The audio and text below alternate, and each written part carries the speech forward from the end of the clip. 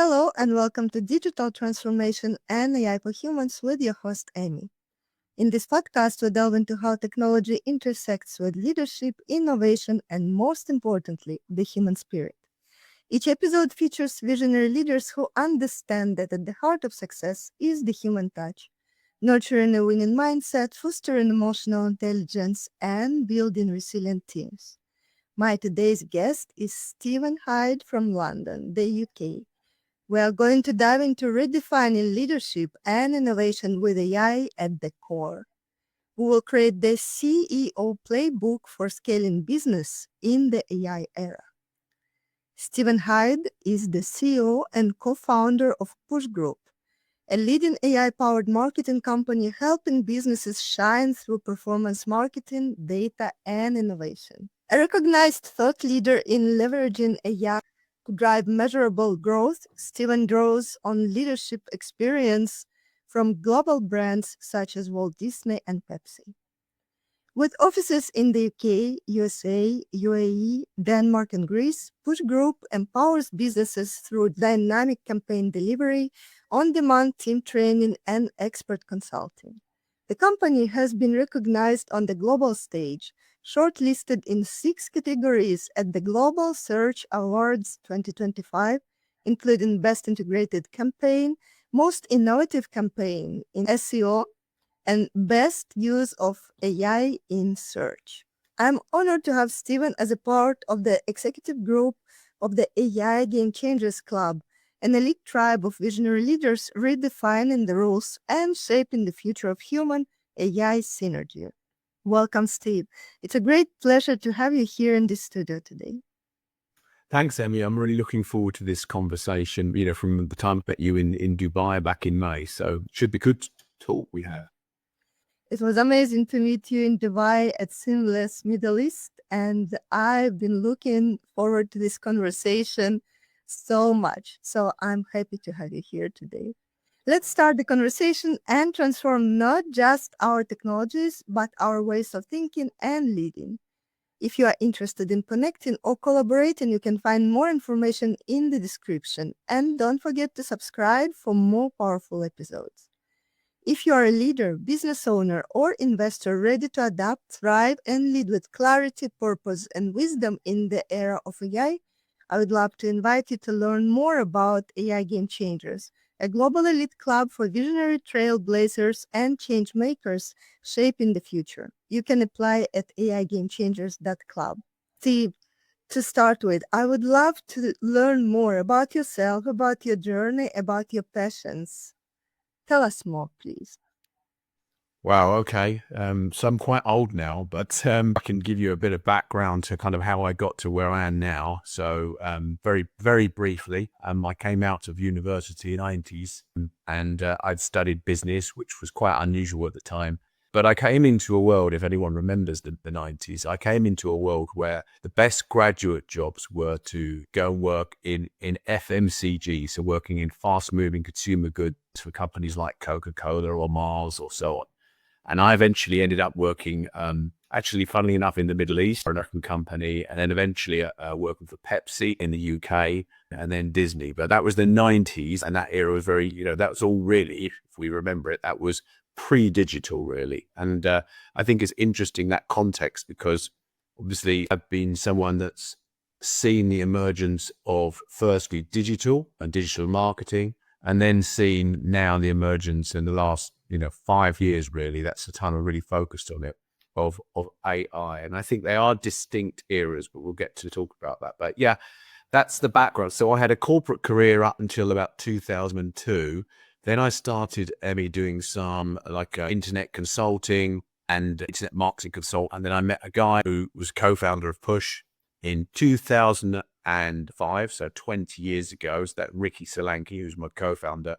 And we kind of met in London at an internet consulting forum. And I realized, wow, this guy knows loads about Google AdWords. And Google was new then. Google Advertising was new. Phrases like SEO and PPC were new to lots of people.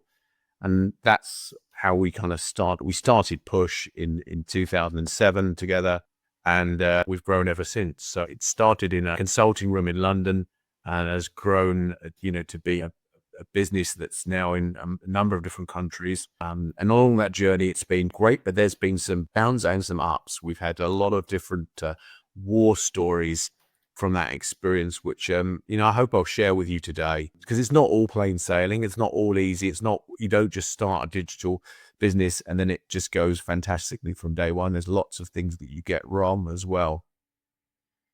And I truly appreciate your bravery and courage, and also how humble you are, because there are leaders who tell about their business development and their stories only from the positive side of things. And you can do that as well. But the real story, it is always a story of ups and downs, as anything else in life. And I truly appreciate it. And I'm excited to hear more about it, but I'm sure it will come through the conversation today.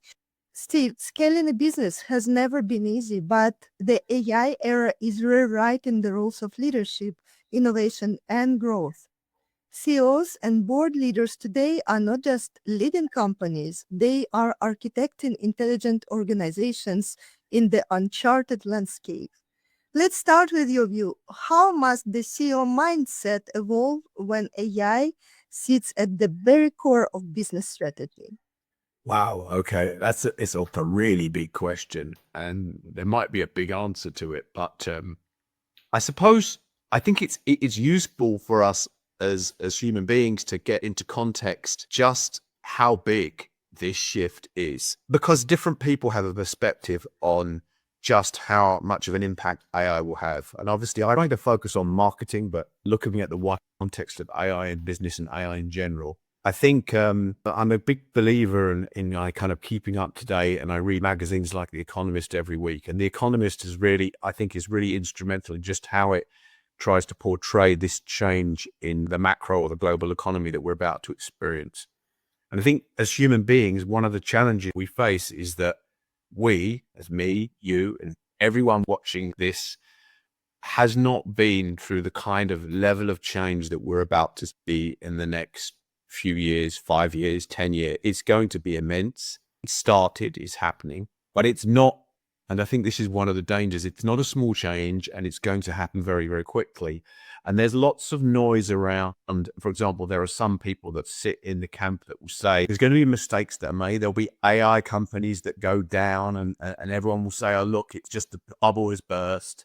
And they did that with digital back in the 2000s when the dot-com bubble burst. But this is definitely bigger than the internet, in my opinion. It's going to have a bigger impact. You don't need to take my word for it. If you look at some of the articles that have been put out there by really leading economists, they talk about the potential for massive increases in GDP that AI has for all countries and economies. And I think one of the challenges that CEOs face is typically not generally young people. They're maybe in their 30s or 40s or 50s or even older. And then that one of the big mindset challenges is, how do you prepare for something that is going to be so big, so big, and that have such a quick impact, particularly when you've got organizations that aren't used to changing at speed and at pace. There's a phrase or a curve I often refer to, and coined by a guy called Scott Brinker, who's at HubSpot. And he coined the phrase the Martech curve. If I try and demonstrate it, basically it just has time on one side and the speed of change on the other axis. And what it shows, I think is useful, is that organizations change at a logarithmic rate. It's very hard to change a business, particularly larger or medium-sized businesses, really quickly. But the challenge we all face is that word exponential, and that technology is changing at an exponential rate. If you look at some of the improvements that we're expecting with AI in terms of its ability to handle more and more data, again, that's exponential. And how do CEOs begin to handle? I think the first thing they need to do is almost start with a blank sheet of paper and think about their organization and their customers, and understand that the opportunity is bigger than any opportunity for change that they have faced, not just in their careers, but probably it would have been in their careers of their parents or their grandparents. This is big, And anyone that is thinking that what we're about to go through is just another small dot-com burst, it's not. It's going to be huge. And we're seeing that already. I mean, we're seeing changes coming through, which I'll try and allude to in the discussion that we have today.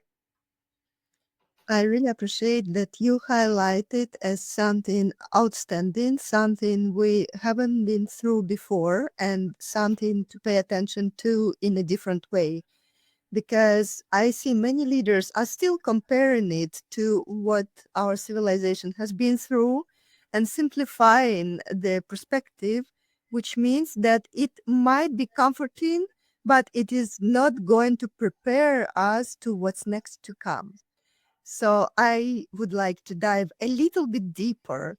How does AI change this traditional playbook of scaling a business in the digital world? And what are the biggest shifts CEOs must recognize compared to the pre-AI era? Because there is so much to catch up with and so much to introduce in order to survive. And specifically, if those leaders want to thrive. Yeah, so I think again it's useful again giving the context of growth and economic growth. So what people sometimes forget is that if you look at the history of the world, that growth rates were up to the year about 1700 before the Industrial Revolution started. They were literally 0.1%. I mean, this is all data that you can go and find for yourself from economics professors, and it's certainly there in the Economist. But it wasn't until the Industrial Revolution that things restarted to grow for the period of 1700, about the mid 1800s. The growth was about 0.5%. And then with 1900, with the introduction of, industrial scale, you had, growth close to 2%. And in the 20th century, growth close to 2.5%. The what if is this: what if growth, GDP growth, can get to 10, 20%, maybe even higher? And there are economists out there, really well-valued economists, that believe that AI is going to give the potential for that level of change. So I think that, from a point of view of the playbook, the phrase we often use is all bets are off. But you have to start to develop in a mindset that could try to exploit or be aware that there's an opportunity for absolutely massive growth in economies and in business models. So that's the first. It's a big change of mindset, because so many CEOs are stuck in the roles where they know that they might get 4%, 5%, maybe 15% growth. But, we are in a situation where we could see astronomical growth figures coming through. Exciting times, truly. But I'm thinking also, many leaders focus on efficiency gains, but where do you see AI unlocking exponential growth opportunities that go beyond cost savings, performance, efficiency? What are the ethical considerations leaders need to include into their agendas? I mean, so there's lots. When we switched to AI for modus operandi 3 years ago. We went to our team to talk about a manifesto for AI and understanding about how our team wanted to write the playbook for it, really, for our business. So there are lots of different ethical considerations. The data suggests, like in the field of marketing, there will be as much as 1 in every 5 jobs won't exist in just a few years. I mean, really, we're talking a few years. Now, that's not to say that new jobs won't get created, but we are looking at a very significant change in that. So that data has come from the International Data Group. It's suggesting, if you're a leader and you've got a business and you're looking at just in the field of marketing, by the end of 2028, 1 in 5 marketing roles could be performed by AI. So that's today's current roles. Clearly, there's going to be new roles that emerge.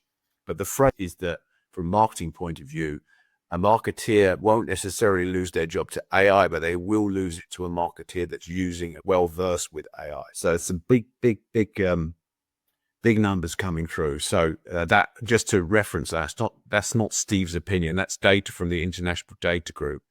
So, we see it in the agency field that the traditional agencies could be reducing staff by 40%.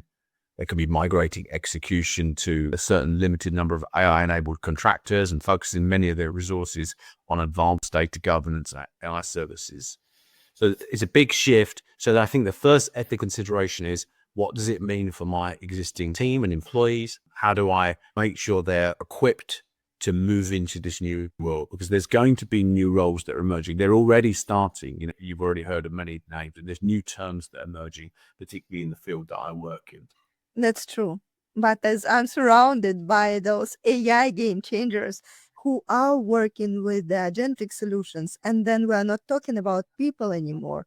We are talking about those technological implementations which are helping us being more efficient and helping businesses growing faster and even reducing the cost of running the business. But at the same time, they are already being sold for certain roles in the companies, those agents, which means that that is also not just competition with other humans who are better versed with AI, but also with technology itself. And actually, just a few days ago, I have heard an opinion that speaking about the Industrial Revolution, that yes, the cars replaced the horses, but there are still as many horses in the world. But unfortunately, I was just curious to take a look at the statistics, and in those industrialized countries, the amount of horses went from 25 millions down to 3 millions. And that's something what happened in the past. And I still think I don't want to compare what we're going through today with the Industrial Revolution, because I think it's so much different in many ways. So it is wrong to compare it one to one. That's why I never do that. And I often even explain why when I'm asked about it. But I see that certain effects are going to take place. And yes, the amount of horses went up for a while and it exploded. And that's what we might see first. But what is going to happen then? That's a big question. It's already started. So there's data out there showing that if you look at startups, for example, and Emmy, so if you look at startups, there were some studies done in the US. They're looking at measuring the median number of days that a startup goes until it hires its first hire, its second person, and its third person. And what's happening is from 2022 to now, it's shifting backwards. So basically, on average, a startup firm is taking longer than it did 3 years ago to hire its first person, longer than it did 3 years ago to hire its second person, and its third. So you are eventually going to see, we know we're going to see a unicorn company created where it's just one person. That's that year, everyone knows about that famous bet that Sam Altman has made that, there will be at some stage, there'll be a business model that is just one person and the rest is all agentic AI. So that's coming. It already started. You've got other people like, I think it was the head of Shopify has said no new hires unless it can be proven that it can't be done by AI. So this is already started. We're already in this space and it's trying to make sense of what happens next. It's not straightforward, but the impacts are going to be big.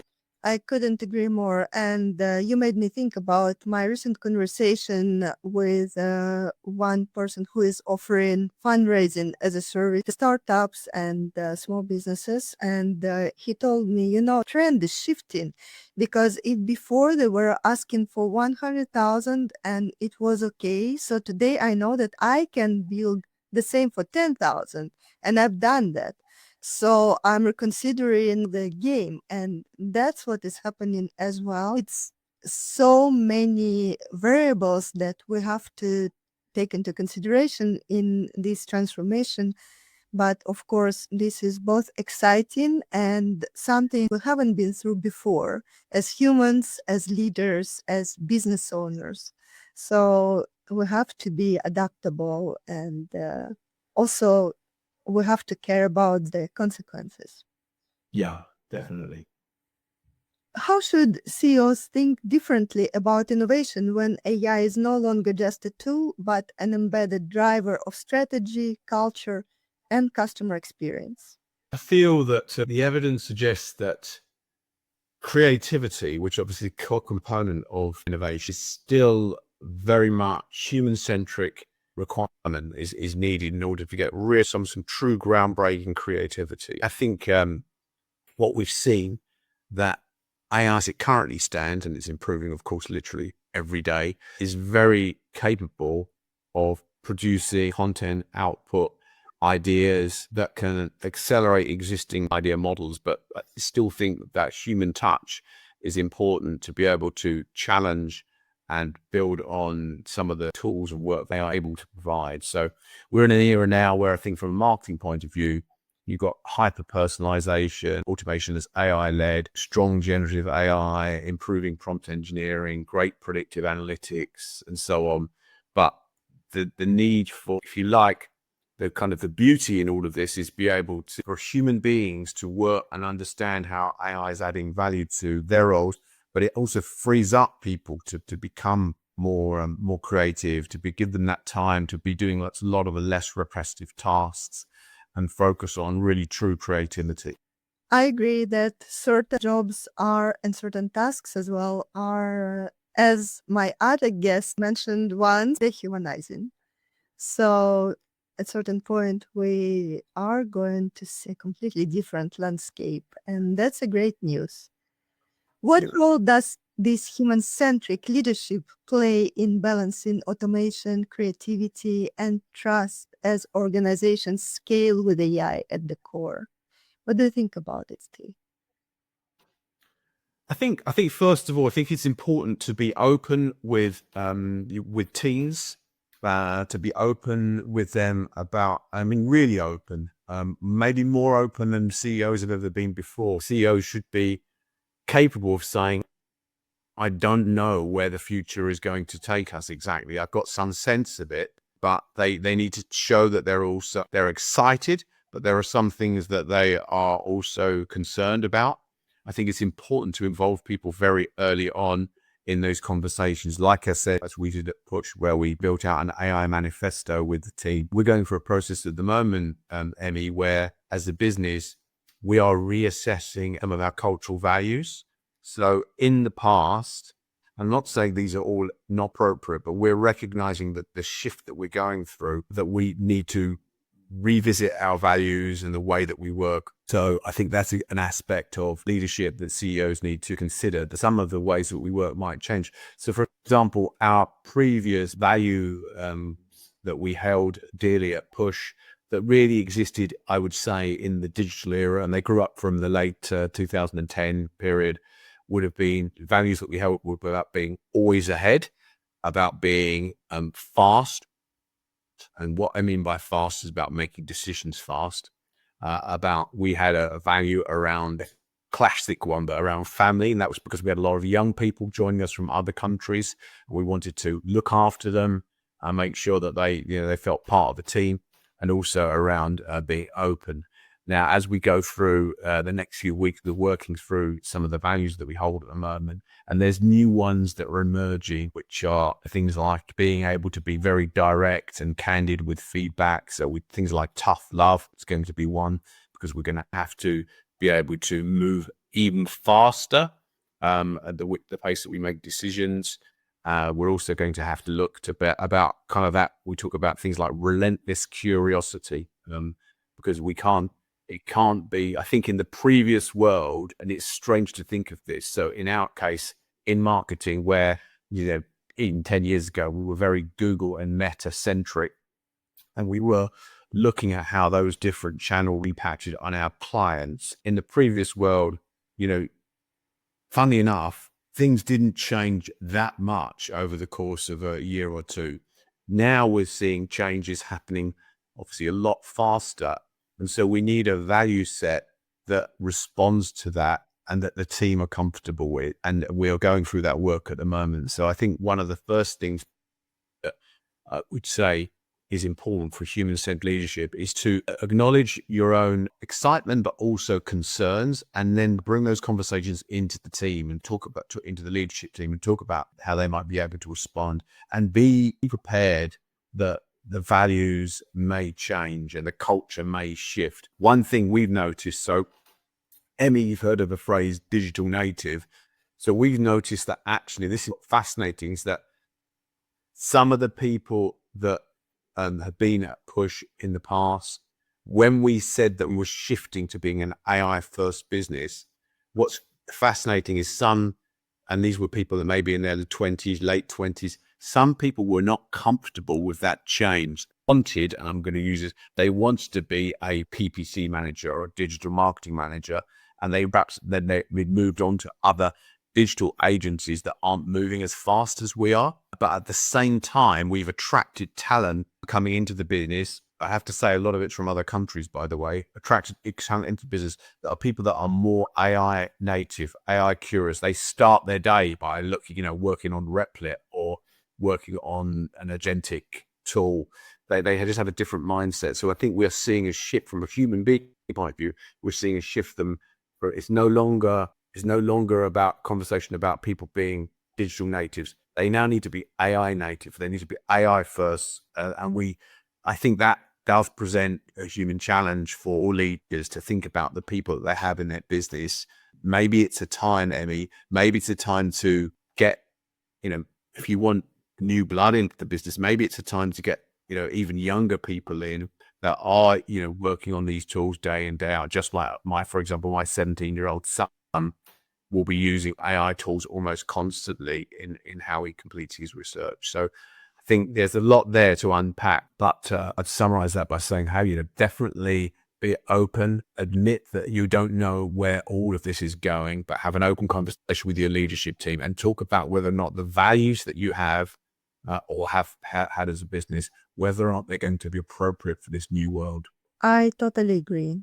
It is important. And this AI native, instead of being just digital first, it is something what we are going to see impacting us more and more. And both you and I will belong to a generation which comes from the world where digital solutions didn't exist at all. So actually, we're the first generation who has seen all of it in one life, and it is amazing, it is exciting. And I think we belong also to that group of humans, all the generation which has been through this transition, which holds much more wisdom around how the world can be without those solutions and how humans can interact and what they can represent without being in this digital world or AI powered world.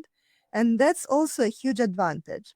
So thinking about it, from your journey at Disney and Pepsi to building a global consulting business, what leadership lessons stand out when it comes to building, scaling, and evolving in the age of AI? When I think of the shift that I made from the corporate world of being, say, at Pepsi and then at Disney, I would say that one of the challenges some of the big existing corporates have is that they are so entrenched in working in a certain way that they fail to see the big shift happening, and they just find as an organization structurally it's just too hard for them to change. So for example, at Disney, one of the businesses that we used to work with was Blockbuster, and everyone knows what happened to them, how they were beaten eventually by Netflix because they just couldn't adapt quickly enough. So I think the first thing to think about overall is to really help define what market are you in and who are your consumers. That's the first thing, because Blockbuster weren't in the market for DVDs and videos. They were in the markets for helping people enjoy entertainment at home, and they failed to recognize shift to streaming. So they weren't quick enough on that. But there are many examples of other businesses along the years that have not made that shift. You think, for example, businesses that really well that got caught out by the shift to e-commerce. So businesses like Toys R Us. If you and I could jump in a time machine and go back to 2010 or 2007 and go into the boardroom of Toys R Us, and they say, right, we're going to bring in these experts, Steve and Emmy are going to go in and they're going to talk to us about what the future looks like. We could have told them, they might not have believed us. Firstly, but secondly, even if they believed us, I don't think those businesses, they were so entrenched in the way that they work that they just could not reconfigure the business to adapt to the future. You get politics going on, for example. You get people fighting over people protect their little areas. So one of the big things that we saw, Emmy, back in 2008, 2009, we had remember Google was formed in 1998. Google AdWords came out in 2004. But even by 2008, we had very well paid marketing CMOs who were refusing to believe that Google was going to become a big thing. They would dismiss it and say people don't click on those ads. They would dismiss, many other, even when Facebook came along, they didn't see it. And so their focus was on traditional media. Their focus was still, on TV, on radio, on press. Yeah, there's so much there to consider. But I think so many of these leaders, they have to acknowledge, they have to be prepared that the change is going to come very big and very quick. Already seeing it now with our clients. I mean, we've seen, I think, a shift in website attention and in visits to websites because of the large language models. People, you and I, people watching this, they are using tools like ChatGPT. They're using, Perplexity, Claude. They're using it to find solutions, and they're not going to websites they once have gone to. So the landscape from a marketing point of view is already changing very quickly. And I think lots of businesses, particularly the bigger ones, are going to get caught out very quickly. You just covered so many critical areas that I am truly deeply impressed. It touched my heart when you mentioned the example of Toys R Us, because as a parent, I remember the disappointment when those huge, beautiful stores were closing.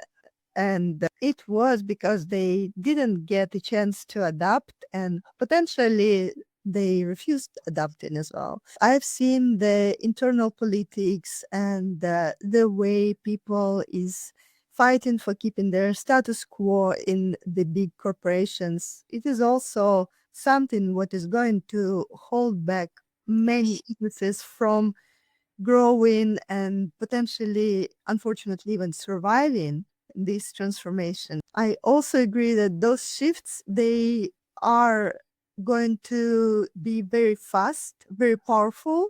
That's why I would like to focus on them a little bit more.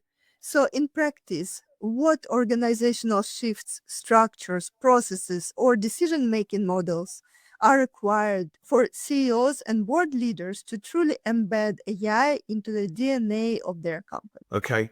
First up is acknowledging, as we've just said, that this is a really big shift. And there are still people, as you've said, that just don't acknowledge that. They think that this is a little bit of business as usual, and keep your eye a little bit on AI on the side. Someone in IT would have been tasked to go and have a look at it. So the first thing that I'd recommend is that they get some either external advice on just how, or they can take, for example, an AI audit, of just how ready or business ready how ready their business is to be able to handle what's coming in the next couple of years. That's the first thing. But they might want to consider, just for example, as 20 years ago, no one had heard of a chief digital officer or something like that. I would say to decent sized businesses, ambitious, they should think about having, a C-level person that are responsible for AI integration.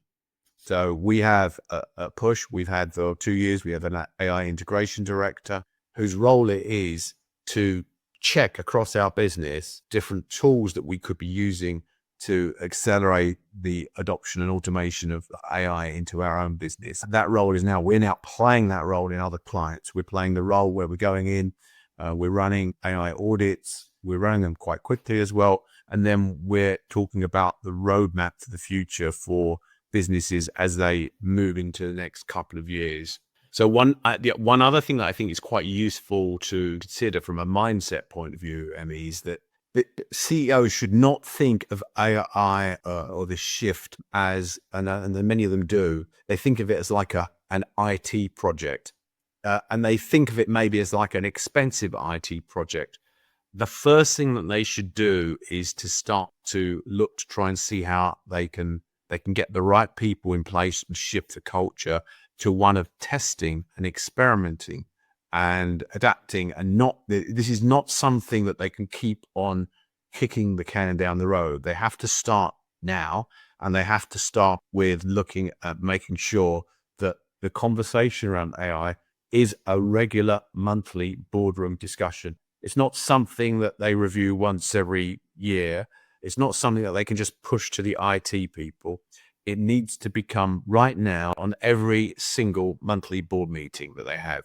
So it's not, when you have a board meeting, you have to go through the classic stuff where you're going through, last conversations, strategic objectives. You'll talk about marketing, finance, operations. AI needs to be in there on every single board meeting, and it needs to be centralized. But it comes back to the question is everyone is asking, what are we doing about AI? But they don't know where quite to start. I would say start with some sort of external audit of your business. Totally. And the fact that AI is taken for a part of IT, it is what I see again and again. And that's why when I've been preparing my masterclass, I'm going to run on Monday for the board members, I have special slides there to explain why AI is not just another IT project and how it needs to move and take the place which it deserves. And that dedicated place, it's going to create the difference between the companies which are succeeding and the companies which are failing in this AI adoption.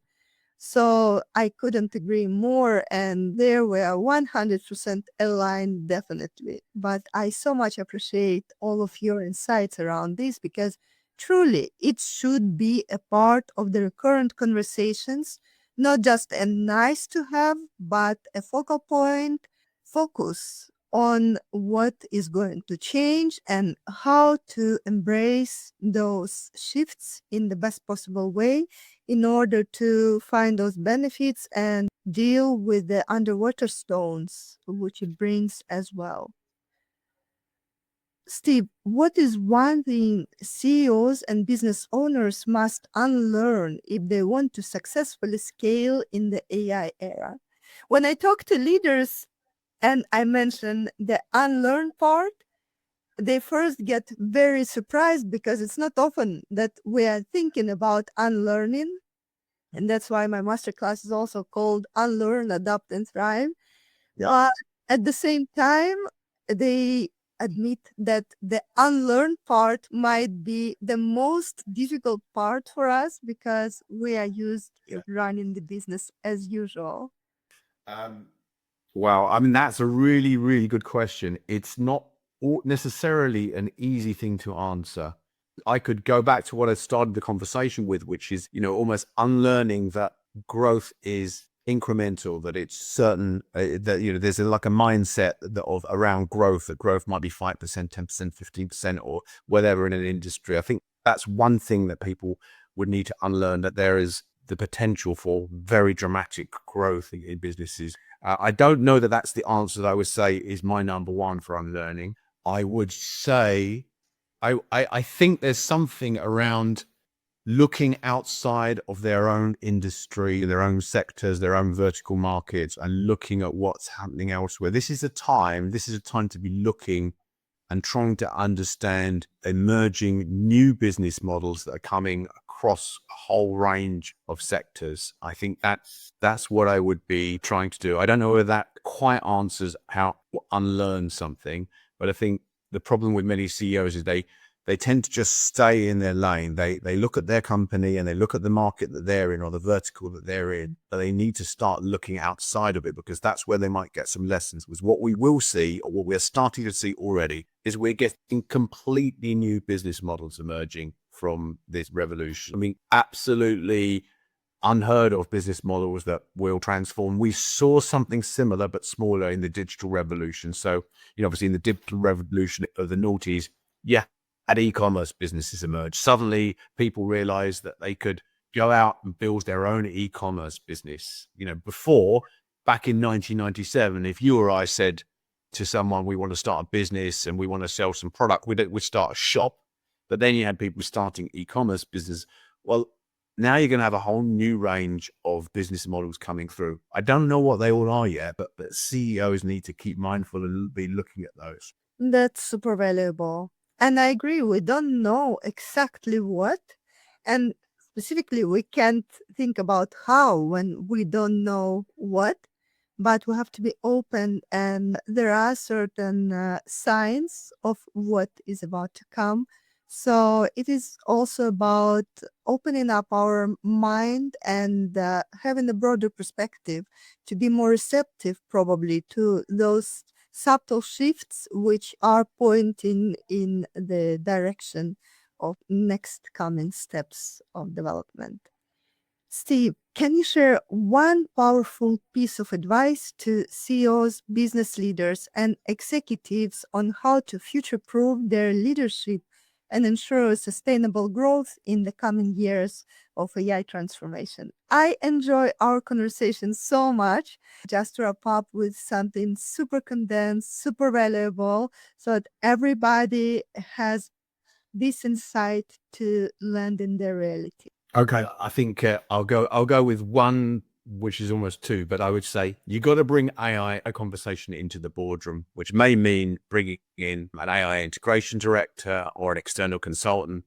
But package with that, I would say get an external AI audit, get a business to look and see where you're at. Take someone else's point of view. That's the one piece of advice. That is super valuable, and thank you so much for sharing it. I truly appreciate your wisdom, your experience, and everything you've been sharing with us today, because it is going to help so many leaders and businesses to not only survive this transformation, but also adapt and lead this change. Thank you so much, Steve. Thank you.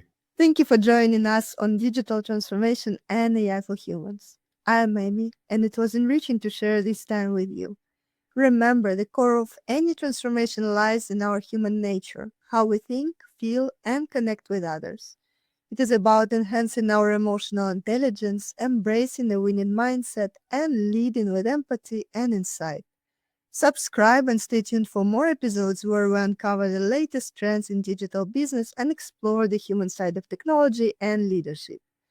If this conversation resonated with you and you are a visionary leader, business owner, or investor ready to shape what's next, consider joining the AI Game Changers Club. You will find more information in the description. Until next time, keep nurturing your mind, fostering your connections, and leading with heart.